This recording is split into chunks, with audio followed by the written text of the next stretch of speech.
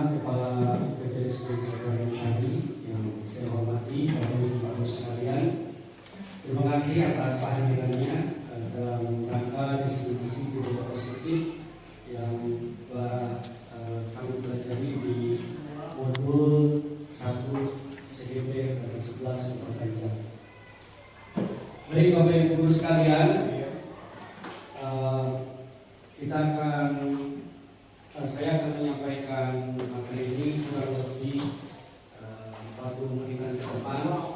Mohon kesediaannya, mungkin waktu pulangnya sedikit terlambat atau banyak terlambat. Terima kasih sekali. Bapak Ibu sekalian, dalam pendidikan kita mungkin selama ini telah atau belum begitu mengenal tentang dasar pemikiran Gereja Dewantara. Dalam kesempatan ini saya sharing saja, menggali kembali dasar pemikiran Gereja Dewantara tentang pendidikan. Menurut Gereja Dewantara, pendidikan adalah tempat persemaian benih-benih kebudayaan dalam masyarakat.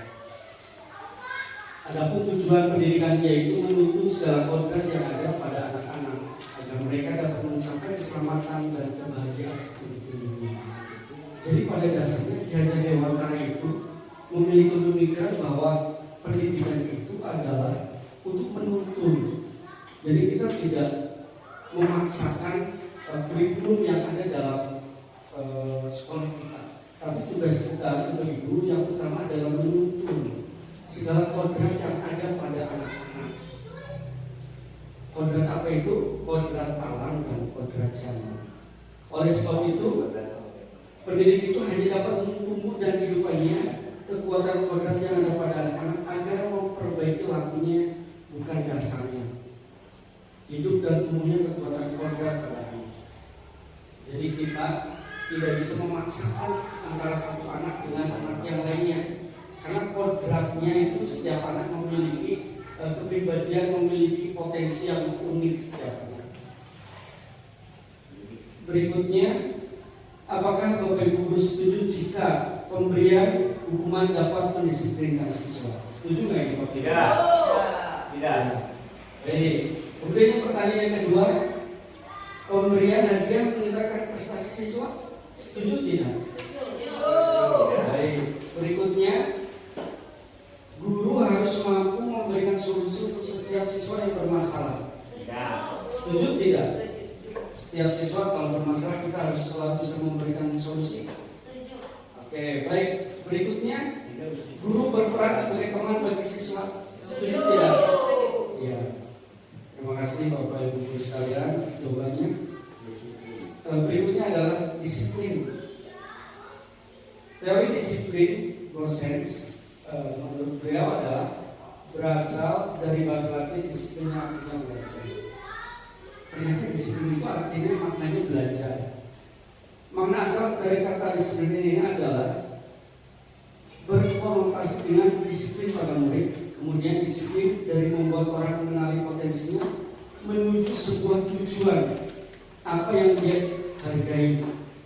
Namun dalam budaya kita, makna kata disiplin telah bergeser menjadi sesuatu yang dilakukan oleh seseorang pada orang lain. Seolah-olah disiplin itu sebuah paksaan. Sebelumnya saya berpemikiran seperti itu. Kemudian kecenderungan yang terjadi adalah menghubungkan disiplin dengan ketidaknyamanan. Ketika ada kata mendisiplinkan, seolah-olah kita memaksakan sesuatu kepada anak-anak kita. Apabila anak-anak itu bersikap di luar kendali yang ada dalam diri kita, bukan dengan nilai yang diyakini dan dihargai atau demi pencapaian tujuan yang mulia. Kemudian apa itu budaya positif? Perwujudan dari nilai-nilai atau keyakinan yang universal yang diterapkan di sekolah. Adapun konsep-konsep itu untuk menciptakan budaya positif yang pertama yaitu disiplin positif, kemudian motivasi perilaku manusia, keyakinan kelas sekolah, kebutuhan dasar manusia, posisi kontrol seorang guru dan segitiga restitusi. Ini materi ini yang saya dapatkan. Mudah-mudahan bisa pelan-pelan kita terapkan di sekolah kita. Coba Bapak Ibu kepalkan tangannya, kemudian rayu teman di sampingnya untuk membuka dengan sukarela. Bagaimana caranya? Mau merayu kah? Mau dengan cara seperti apa? Silakan. Berhadapan dengan seperti meminju. Silakan rayu teman Bapak Ibu sekalian untuk membuka tangannya dengan cara masing-masing. Silakan. Bagaimana caranya? Teman Bapak Ibu, teman mau membuka tangannya dengan sukarela. Sudah keluar. Iya. Oke ya. Gimana? Bagaimana dengan cara apa? Sukarela saja, saya sadar diri membuka tangan saya tanpa harus effort yang cukup keras. Tapi kalau Bu Ibu kayaknya agak sedikit susah nih. Oke, berarti dengan cara apa tadi? Kesadaran. Iya. Sadar diri. Bu Dede tadi gimana? Bisa? Di tengah-tengah satu-satu. Beri kode ya.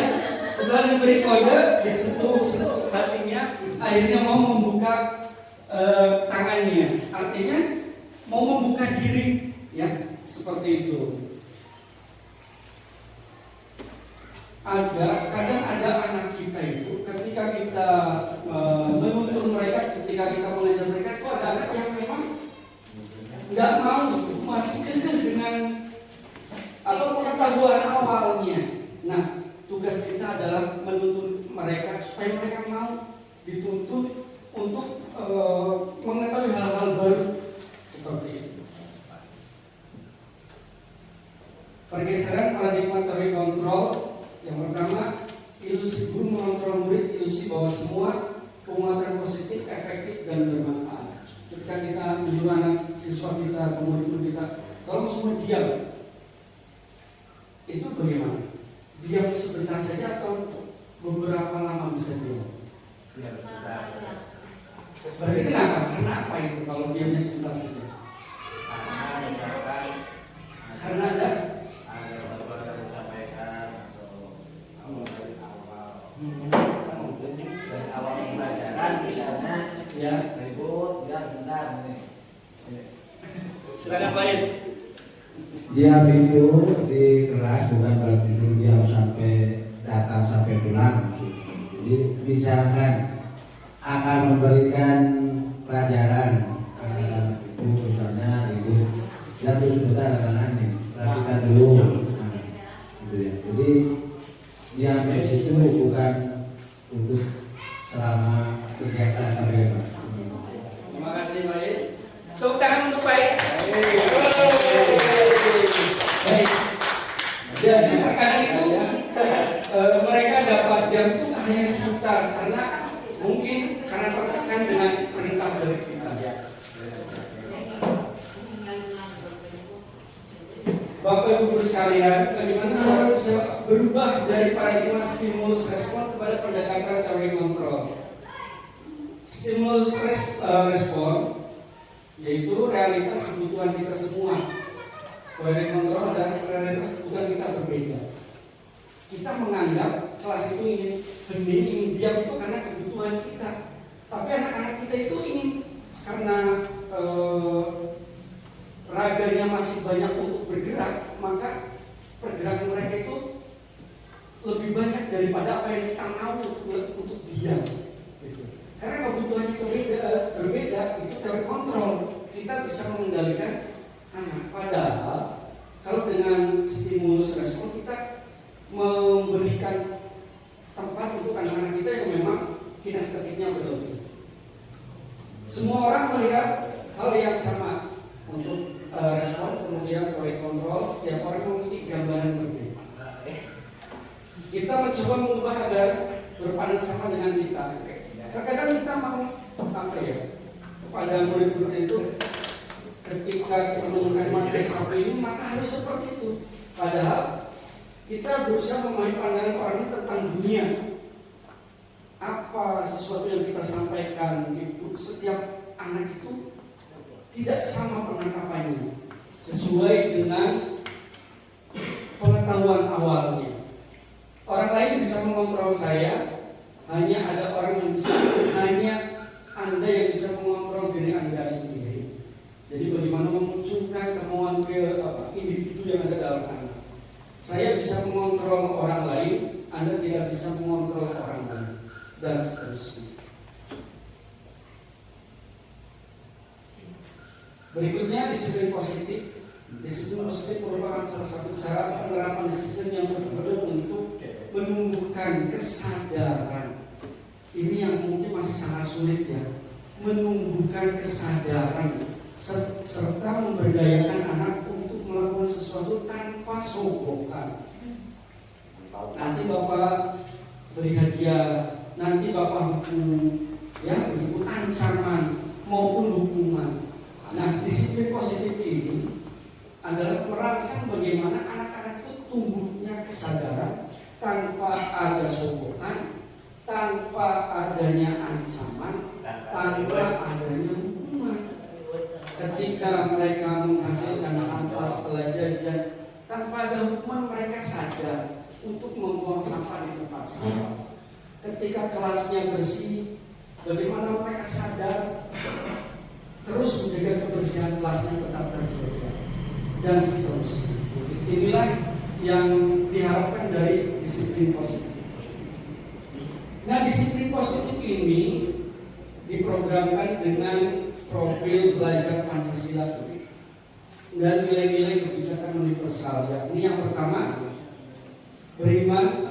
Kita nyanyikan dulu ya profil belajar Pancasila. 1, 2, 3. Belajar Pancasila.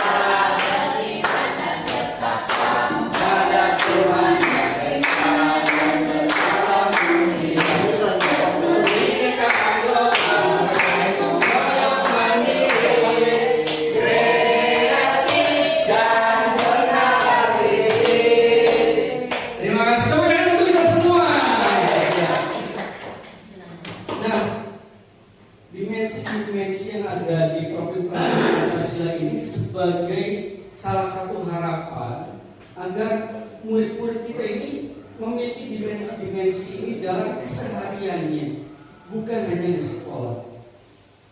Beriman dan bertakwa pada Tuhan Yang Maha Esa, kemudian berkebinekaan global. Terlebih sekarang anak-anak sudah sering berhubungan dengan HP.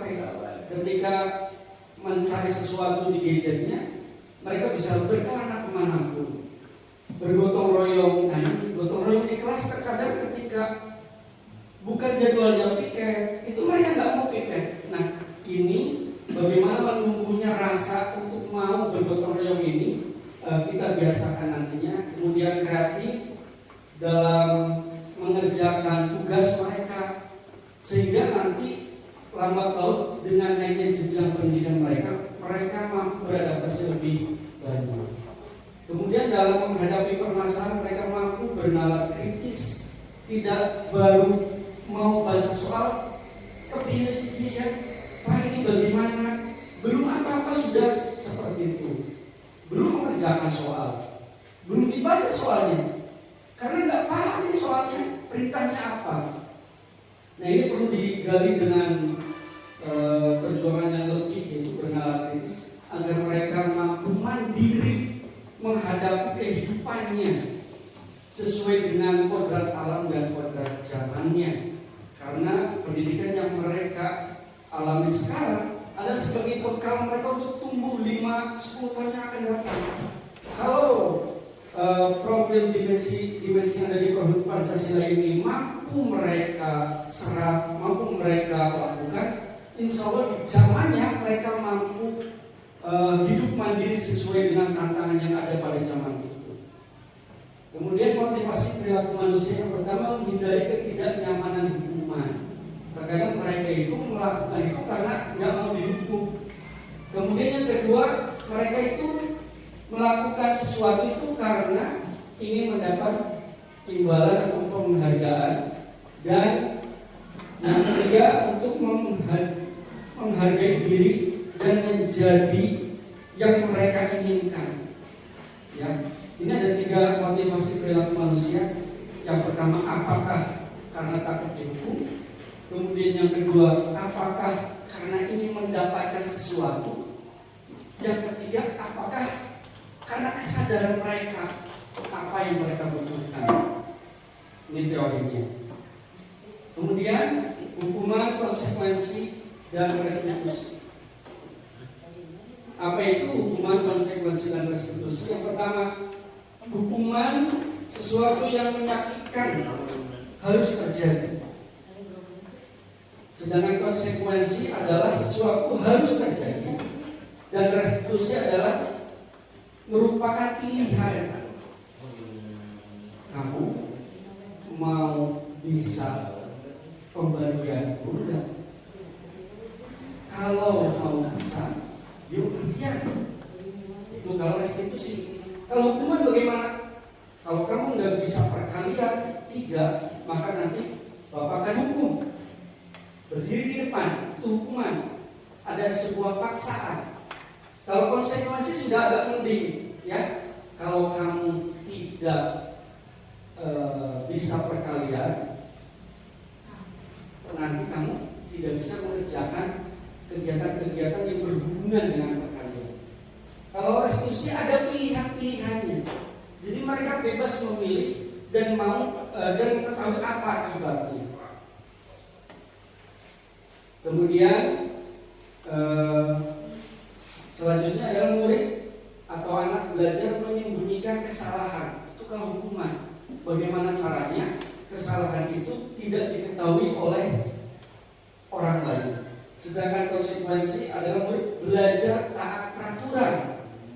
Dan restitusi adalah agar murid belajar memecahkan masalah. Menurut Bapak Ibu, mana yang lebih cocok? Menurut Bapak Ibu, yang lebih pas itu untuk kegiatan di sekolah ini hukuman, konsekuensi, atau restitusi? Silakan. Restitusi. Menurut Pak Iskandar yang mana? Restitusi. Kenapa Pak? Aduh, bisa kurang berat. Karena restitusi itu adalah hukuman yang bisa dilakukan, tapi tidak memaksa. Jadi istilahnya pengarahan mungkin, karena itu seperti kurang keras, jadi intinya mungkin pengarahan atau disiplinan yang bisa dilakukan oleh guru kepada murid supaya murid nantinya sudah biasa dan menyadari diri. Itu aja Pak, pokoknya. Terima kasih Pak Is. Ya, Pak Is, itu tangan itu Pak Is. Sama. Saya juga lebih ke restitusi. Kenapa restitusi?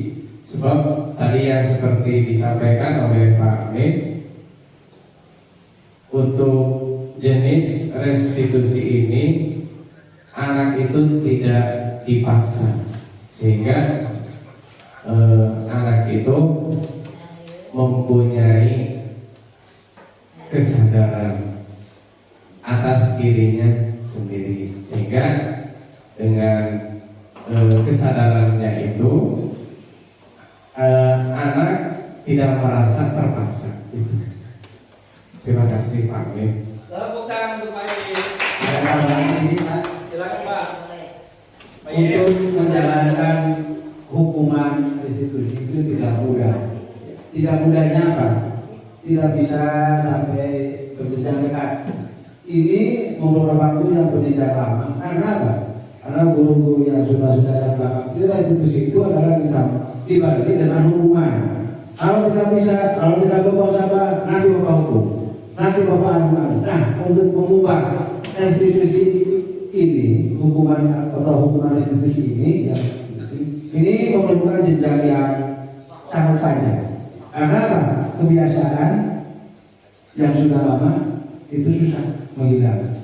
Jadi nanti kalau diterapkan restitusi ini, jadi untuk kesepakatannya satu bagi guru dan kesadaran kedua bagi murid, nanti dengan kesepakatan sedikit demi sedikit, insya Allah restitusi ini bisa terlaksana. Terima kasih. Assalamualaikum warahmatullahi wabarakatuh. Pak Iskandar dan Pak Yopi atas pendapatnya. Baik, berikutnya berdasarkan pada di atas, berikut adalah penjelasan tentang hukuman, konsekuensi, dan restitusi. Hukuman tidak terencana bersifat satu arah, bisa berupa hukuman fisik, psikis, atau kata-kata kasar. Konsekuensi bersifat terencana, sudah disepakati bentuk-bentuk konsekuensi dibuat oleh pihak guru atau sekolah. Kemudian restitusi adalah proses penciptaan kondisi bagi murid untuk memperbaiki kesalahan mereka, sehingga mereka bisa kembali pada kelompok mereka dengan karakter yang lebih kuat. Ya Bapak Ibu guru sekalian, jadi itulah bedanya hukuman. Kalau hukuman itu hanya satu arah, dari guru saja atau dari penegak hukum saja. Namun apabila restitusi itu ada kesepakatan di awal, tadi betul kata Pak Iskandar, sudah ada kesepakatan awal. Apabila mereka tidak mengerjakan ini, bagaimana konsekuensinya? Itu kalau konsekuensi. Ada tahapan berikutnya, yaitu restitusi. Jadi mereka menyadari, mereka menemukan solusinya sendiri. Ketika halaman kotor, jadi solusinya bagaimana? Mereka sudah dengan kesadaran sendiri untuk membersihkan sekolah itu. Namun apabila hukuman, ya mereka menunggu dihukum, mereka mau diperintah. Waktu hukum itu, akhirnya kita memberikan hukuman karena di awal tidak memberikan kesepakatan sekolah atau kesepakatan kelas terlebih dahulu. Itu perbedaan hukuman, konsekuensi, dan restitusi. Konsekuensi atau hukuman mencatat 100 kali di dalam kalimat. Saya tidak akan terlambat lagi karena terlambat sekolah. Lari mengelilingi lapangan karena terlambat dari sekolah. Membersihkan coretan yang berbuatnya di meja tulis. Murid diminta untuk pusat 15 kali. Berdiri depan kelas, membersihkan WC, kemudian keliling lapangan. Ini jenis-jenis apa kira-kira? Hukuman searah saja. Nyambung nggak kira-kira dengan kesalahannya? Tidak berkaitan. Ya, ini adalah hukuman atau konsekuensi. Dihukum oleh penghargaan. Ternyata penghargaan itu juga menjadi sebuah hukuman. Apabila pengaruh jangka pendek dan jangka panjang penghargaan tidak efektif, penghargaan merusak hubungan, penghargaan mengurangi ketepatan, penghargaan mengurangi kualitas, dan penghargaan mematikan kreativitas. Penghargaan menghukum memotivasi dari dalam diri atau tulis. Ya. Penghargaan seperti apa yang menjadi sebuah hukuman? Ketika mereka terlalu sering diberikan penghargaan, akibatnya mereka seolah-olah seperti dihukum. Ya, seperti itu. Nanti kita jelaskan lebih lanjut ya. Mengapa kita memiliki peraturan tentang penggunaan helm pada saat mengendarai kendaraan roda 2? Kenapa? Kenapa sih kita kalau naik motor harus pakai helm?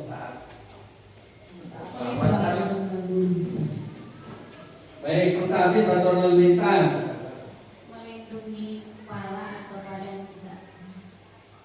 melindungi kepala atau badan. Peraturan lalu lintas. Dari jawaban tersebut, beda nggak antara hukuman dan restitusi itu? Beda. Yang pertama karena apa? Peraturan takut dihukum. Yang kedua adalah karena adanya kesadaran. Baik.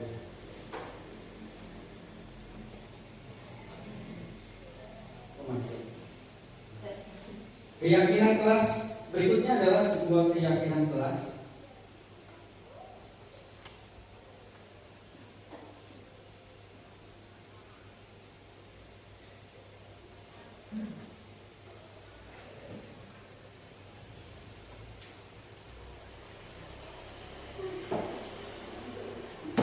Keyakinan kelas dibuat berdasarkan kesepakatan antara guru dan siswa bersifat universal.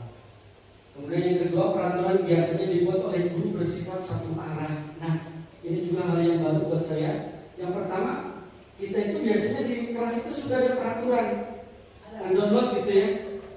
Ternyata itu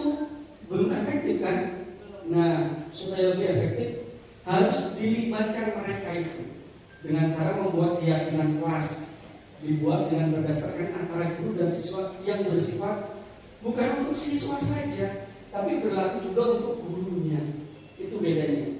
Kalau peraturan hanya untuk siswa biasanya, kalau keyakinan kelas itu berguna untuk semuanya, untuk guru dan untuk siswa.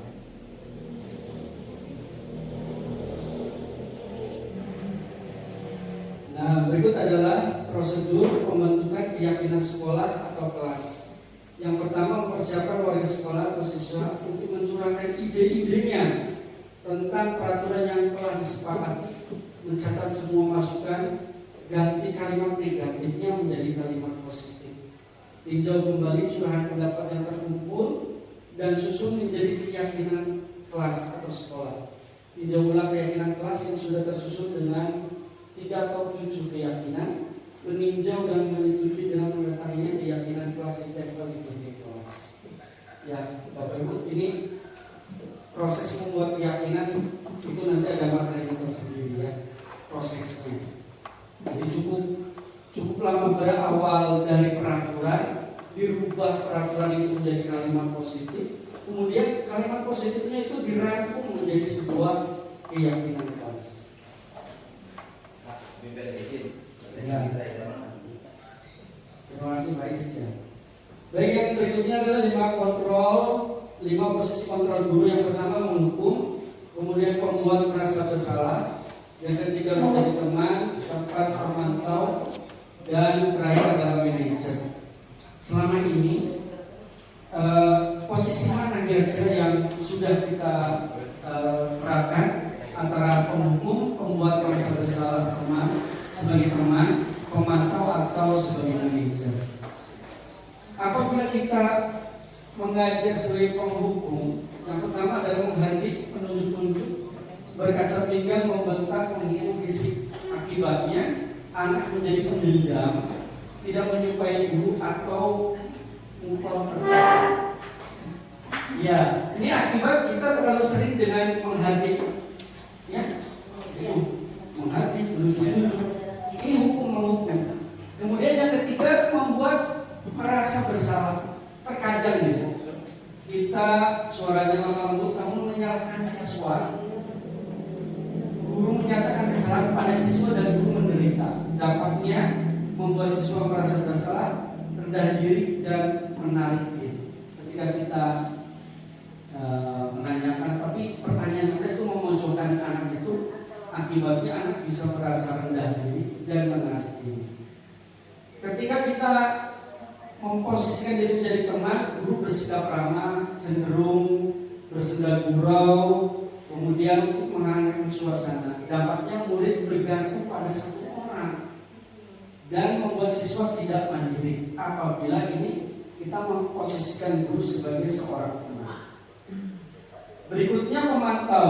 Apabila kita memposisikan diri sebagai seorang guru yang menjadi pemantau, nada bicara dan ekspresi datar, identitas berhasil memantau, tetap memantau saat siswa diberi sanksi. Dampaknya menghitung hadiah hukuman yang diberi tanpa melihat nilai kebajikan, tidak sepenuhnya mandiri. Ini dulu pernah diterapkan waktu saya SMP tersebut itu dengan poin. Ya, poin berapa nanti kita dapat hukumannya apa dan seterusnya. Yang terakhir adalah kita memposisikan diri sebagai manajer. Seperti apa itu? Yang pertama, suara netral, tercipta identitas positif atau berhasil mengajukan pertanyaan bermakna, membantu siswa memecahkan masalah. Dampaknya murid menjadi mandiri, percaya diri dalam memecahkan masalah sendiri. Intinya itu Bapak Ibu sekalian, bagaimana kita membuat murid-murid kita itu mandiri dan mampu menyelesaikan permasalahan yang ada dalam diri mereka. Berikut adalah kebutuhan dasar manusia.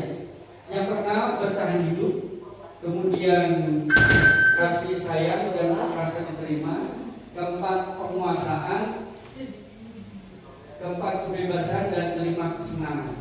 Inilah dasar-dasar kebutuhan yang ada pada manusia. apakah kebutuhan ini telah kita berikan kepada murid-murid kita? Misalnya seperti aku senang main kejar-kejar dengan ibu guru, seru. Ibu kejar aku karena ibu guru sayang aku. Aku hebat kan, bisa bikin ibu guru kejar aku. Aku bosan belajar memori terus di dalam kelas. Nah ini kebutuhan-kebutuhan yang ada dalam murid kita.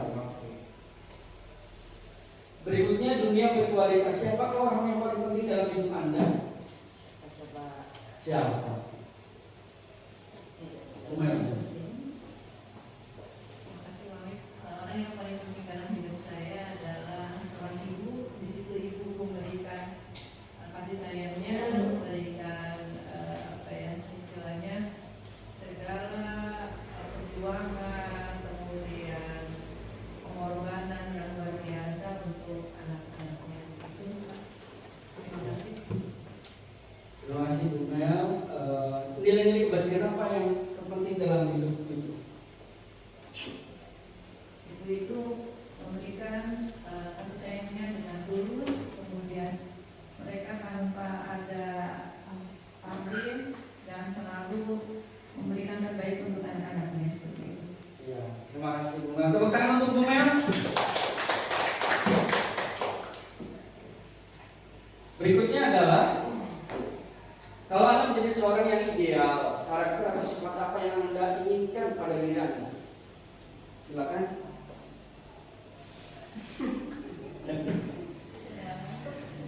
Idealnya Bu Pipit itu ingin seperti apa?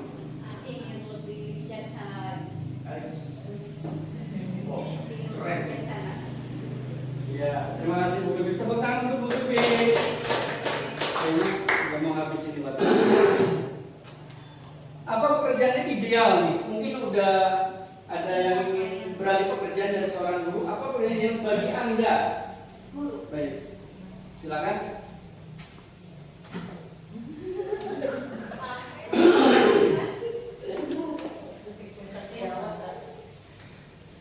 Menjadi seorang guru. Iya, kenapa itu? Karena Ceritakan bagian pada hidup Anda di mana Anda merasa itu titik puncak hidup. Puncak dari sekian perjuangan selama ini, mulai dari kuliah akhirnya sampai di titik ini. Ya. terus pengen gaji. Ya. Sekilas. Karena menjadi seorang guru itu memerlukan proses yang cukup panjang ya, terutama bagi saya pribadi. Di mana ketika saya mengawali menjadi seorang guru sampai sekarang mungkin menjadi seorang guru yang beneran. Itu membutuhkan waktu yang cukup lama, kurang lebih 12 tahun. Dan alhamdulillah dengan profesi yang sekarang mungkin kita diberikan kesempatan yang lebih gitu untuk membantu intinya berpartisipasi dalam mencerdaskan anak bangsa. Terima kasih. Ya silakan lanjut.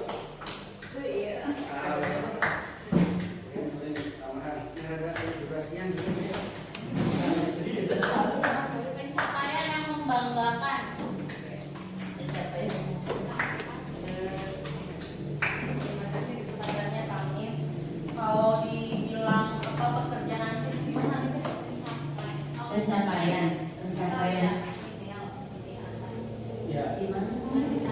Apa pencapaian? Apa pencapaian bermakna dalam hidup Anda? Apa yang paling bermakna dalam hidup Anda? Yang paling bermakna dalam hidup Anda, kalau menurut saya, hidup yang bermakna itu adalah hidup yang bermanfaat untuk orang lain mungkin ya. Kalau seorang guru, ketika kita ada di kelas kemudian anak-anak kita, si ibu kita pun datang mengenai, berarti hidup kita belum bermanfaat untuk mereka ya. Dan ketika kita tidak ada terus anak-anak, dan itu baru saya rasakan di SD Pak. Dulu waktu di MTS, ketika saya tidak ada itu anak-anak suram, wah, aku nggak ada, alhamdulillah, saya bersyukur. Terus ketika saya ada anak-anak, ibu kapan dong ibu mau masuknya? Itu di MTS saya rasakan sangat. Ketika di SD, ketika saya kemarin tidak hadir, beberapa hari tidak hadir, anak-anak ibu kemana sih, ibu kemana? Itu baru saya rasakan di SD pertama. Ketika saya masuk dan anak-anak bilang, ibu kan saya anak ibu, alhamdulillah berarti di sana, oh berarti hidup kita memang bermakna di sini ya. Mungkin seperti itu pencapaian saya. Terima kasih Pak Guru. Terima kasih. Baik, terima kasih Ibu Guru sekalian, Bapak Ibu sekalian yang telah turut serta berpartisipasi. Berikutnya segitiga restitusi. Nah, ini dalam menyelesaikan kasus-kasus yang ada di kelas kita, yang pertama adalah dengan cara ini, segitiga restitusi, menstabilkan dulu identitas mereka. Kemudian setiap orang pasti pernah melakukan kesalahan. Ketika ada murid kita yang melakukan kesalahan, jangan ternyata tidak baik langsung divonis gitu. Jadi setiap orang pasti pernah melakukan, iya Bapak paham, Ibu paham, kamu melakukan itu. Kamu bukan satu-satunya yang pernah melakukannya. Jadi jangan memvonis mereka semakin bersalah. Kemudian adakah cara yang lebih efektif ketika dia menendang meja, menendang temannya? Tanyakan, ada cara yang lebih baik daripada itu? Supaya mereka cari solusinya. Intinya mereka itu mencari solusi dengan dalam dirinya sendiri, tidak langsung kita ajari. Kemudian kamu tentu punya alasan mengapa kamu melakukan itu. Beberapa minggu belakang saya mencoba ini, ternyata ke kitanya juga jadi nggak emosi, ke anaknya juga lambat laun jadi lebih enak gitu, emosinya mulai tertata. Kemudian nilai-nilai apa yang telah kita sepakati, nah ini mungkin PR buat kita, itu membuat kesepakatan kelas. Dan kami ini menjadi orang seperti apa? Ketika mereka melakukan kesalahan, tanyakan. Jadi akhirnya simpulkan mereka inginnya seperti apa menyelesaikan masalah itu. Tidak langsung, ayo minta maaf. Jadi kalau kamu telah berbuat salah, apa yang harus kamu lakukan? Tanyakan. Tidak langsung kita memberikan solusi, tapi bagaimana caranya anak-anak itu menemukan solusinya, menemukan jalan keluarnya dari perbuatan yang mereka lakukan, gitu, dengan cara segitiga restitusi ini. Terima kasih. Itu dari saya. Wabillahi taufiq wal hidayah.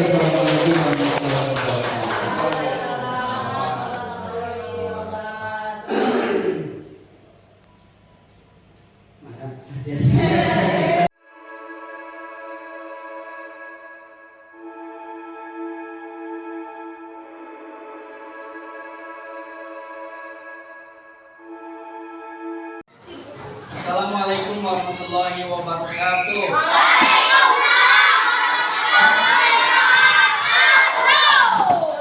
Apa kabar anak-anak?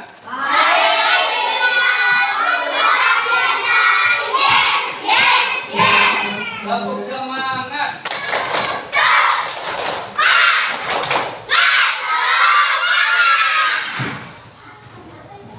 Ya, alhamdulillah ketemu lagi pada pertemuan kali ini. Hari ini kita akan membuat kesepakatan kelas. Ini berfungsi untuk 1 tahun ke depan. Kesepakatan ini buat apa? Buat kalian supaya nyaman belajarnya, ya.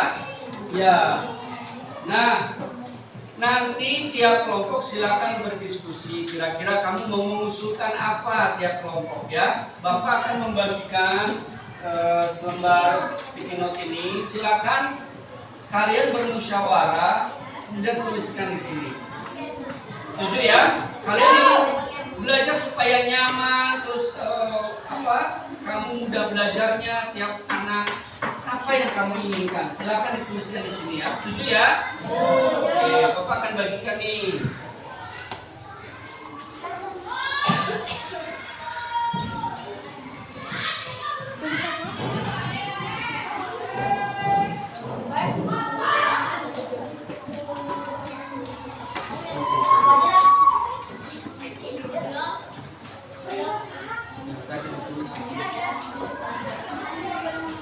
Iya.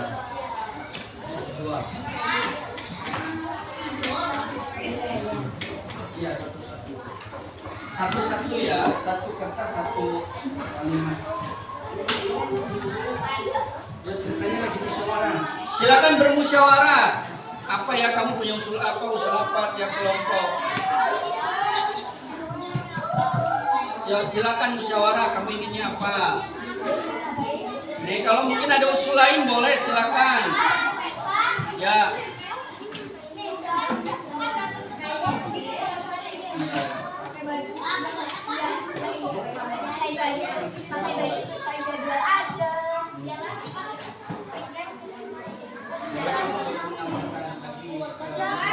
Bagaimana? Kamu inginnya seperti apa? Boleh ditambahkan. Yuk.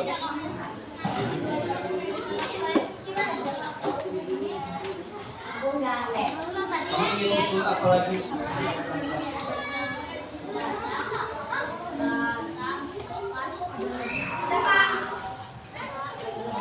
Silakan didiskusikan ya. Yang sudah nanti dibacakan baru ditempel di depan. Oke. Siapa aja yang ingin tulis? Siapa? Yang sudah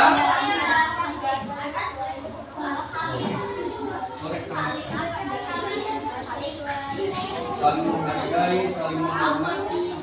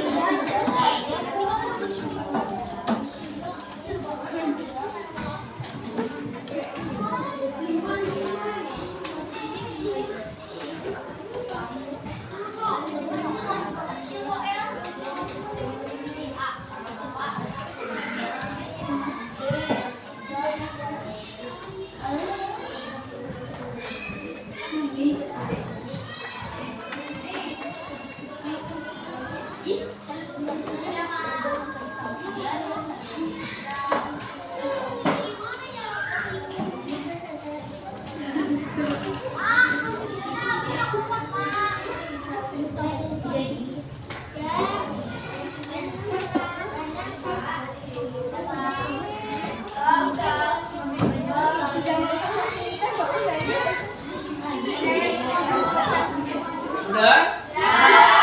Angkat tangan yang sudah kelompoknya. Ya. Sebelah sini.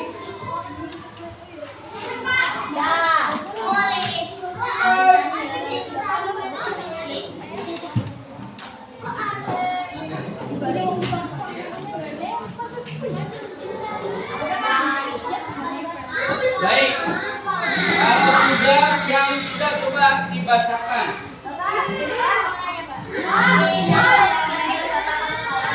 Dicoret aja.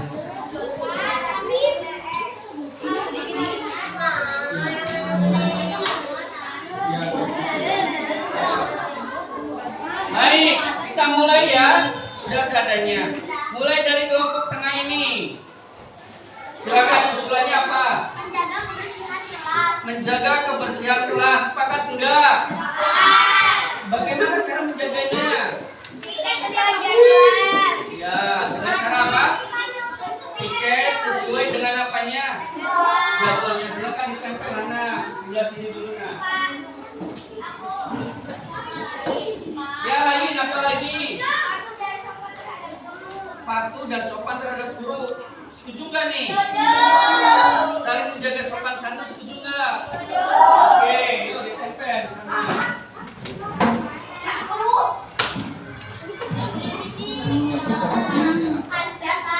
Ada lagi? Silakan Kanza.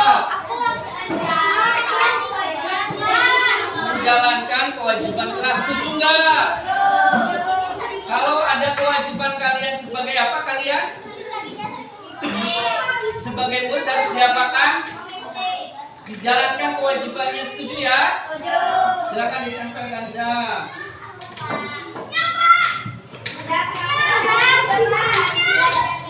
tidak makan dan minum saat jam pelajaran dimulai. Setuju nggak? Setuju. Ya sepakat ya? Ya. Ya silakan, karena ditempel. Dari kelompok berikutnya, kelompok ujung sana.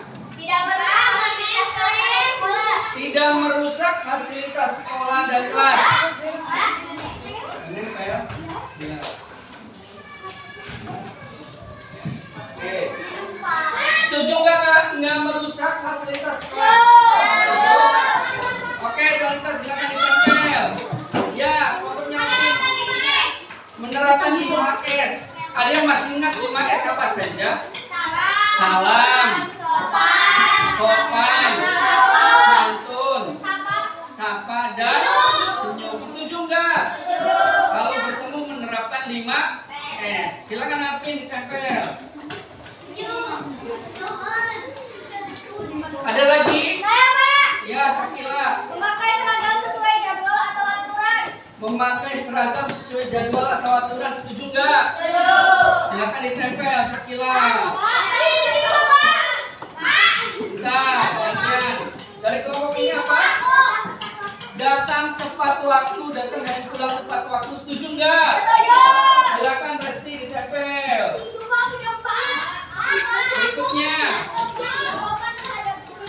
sopan terhadap guru. Setuju nggak?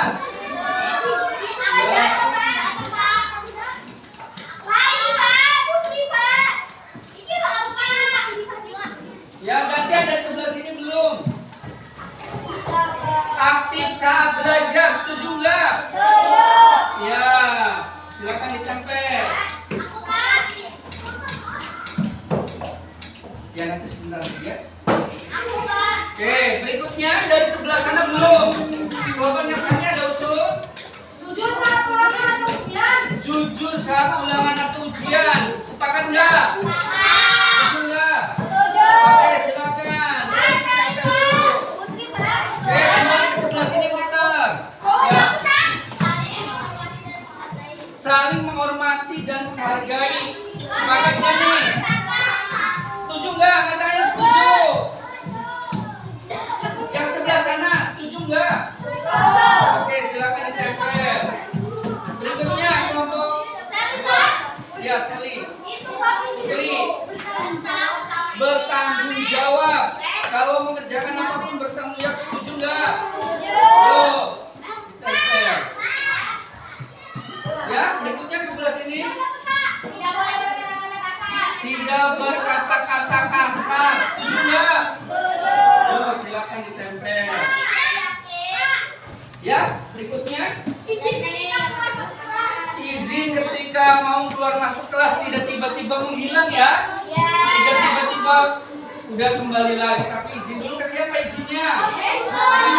Ke guru. Kalau ada guru, kalau guru sedang tidak ada, ke siapa? Ke ketua kelas. Ketua kelas tidak ada, ke siapa? Wakil-wakil tidak ada, ke siapa? Ya, nggak ada lagi. Ya, tidak ada lagi seksi keamanan. Setuju ya? Ya, silakan ditempel. Ada lagi? Izin ketika tidak bisa masuk sekolah atau kelas. Setuju nggak? Tidak. Ya, silakan tempel. Kembali ke sini. Menghargai kreasi teman. Apapun hasil kreasinya, saling menghargai. Setuju nggak? Nggak setuju? Kenapa? Nggak setuju kenapa? Setuju? Saling menghargai kreasi teman. Setuju? Ya, berarti tidak apa kalau menghargai tidak mengejek ya? Ya, silakan Mel. Berikutnya, menjalankan tugas sesuai tugasnya masing-masing. Sepakat enggak? Ya, silakan. Berikutnya, masih ada? Ya, silakan. Saling bekerja sama. Setuju enggak? Kerjasamanya saat apa? Saat ulangan? Tidak. Saat kerja kelompok. Apalagi? Tiket kelas. P5. Ketika ada tugas kelompok, saling kerja sama. Silakan ditempel. Masih ada lagi? Ya. suka bermusyawarah ya pramuka banget. Setuju nggak? Setuju. Ya silakan dicampur. Masih ada lagi? Itu kan saya. Ya, terima kasih. Bapak akan kelompokkan berdasarkan nilai-nilai apa Sandi? Apa gitu? Memperhatikan apa yang guru katakan? Memperhatikan ketika ada yang berbicara. Sepakat nggak nih? Setuju? Setuju Oke, banget. silakan. Baik, Bapak akan kelompokkan berdasarkan nilai-nilai universal. Ini berlaku biasanya di seluruh dunia ya. Yang pertama nilai disiplin. Tadi usul-usul yang kalian usulkan termasuk ke nilai-nilai yang mana? Ada disiplin, kemudian tanggung jawab, kemudian kerjasama, kemudian saling menghormati atau menghargai, dan kolaborasi. Apa itu kolaborasi? Ya, kolaborasi masuknya ke sini ke kerjasama ya. Bapak kolaborasi bahasa Inggris Bapak. Baik, kita mulai dari yang paling bawah.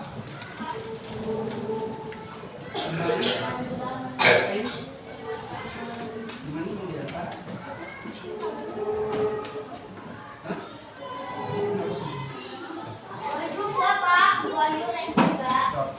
Sebentar ya. Kita mulai dari yang paling bawah. Patuh dan suka bermusyawarah maksudnya kemana ya? Disiplin. Ya, maksudnya nilai disiplin nih. Ya. Berikutnya memperhatikan apa yang guru katakan maksudnya kemana? Tanggung jawab. Saling menghormati atau tanggung jawab? Ya, saling menghormati. Berikutnya saling kerjasama. Maksudnya ke nilai-nilai kerjasama. Izin ketika keluar masuk kelas. Maksudnya nilai apa? Disiplin. Menghargai kreasi teman. Saling menghormati atau menghargai. Kemudian bertanggung jawab. Nah, maksudnya tanggung jawab. Tanggung jawab terhadap apapun ya. Jika kamu punya kewajiban, kamu melaksanakan namanya tanggung jawab. Berikutnya menjalankan tugas sesuai tugasnya masing-masing. Tanggung jawab. Kemudian izin ketika tidak masuk sekelas. Ya, disiplin. Tidak boleh berkata-kata kasar atau kotor. Maksudnya apa? Menghormati enggak kalau ini? Tidak berkata-kata kasar. Ya, menghormati ya. Jujur saat ulangan. Maksudnya mana di sini? Tanggung jawab. Jujur maksudnya tanggung jawab apa? Tanggung jawab diri sendiri ya. Kemudian saling menghormati dan menghargai.